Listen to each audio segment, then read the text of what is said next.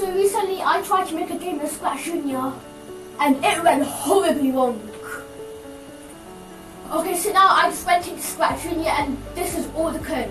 I have to make a game with just this code. And I have to make a game from this. And I have no idea what anything is, so I'm going to challenge myself and make Flappy Bird.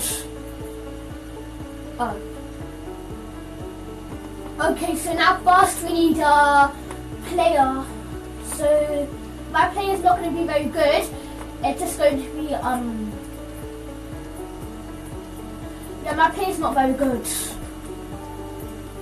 Okay, so now I've got my Flappy Bird sprite and my pipe sprite. Now let's go on with the coding.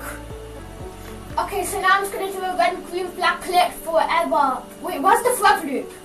Oh, I guess I'm going to have to use the repeat. Red, green, black click, repeat 9 times, move 3 steps. Now let's see how that's going to work out. Oh, okay, so now we've got the pipe moving already. Now that's very nice. Okay, so now we need to make the Flappy Bird sprite move. So I'm going to do, when this sprite clicked, go up, go left, and go down. I have no idea what I'm doing. Let's see. Why is it not moving? Yeah, I don't know what I'm doing. Okay, so now you kind of made the game. Just one minor issue. The bar's the wrong way round.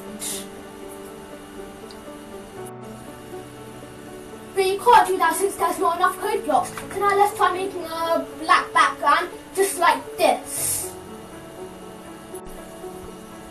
So never mind, I can't get the background to go to the back layer. So I guess I have to just delete the sprite.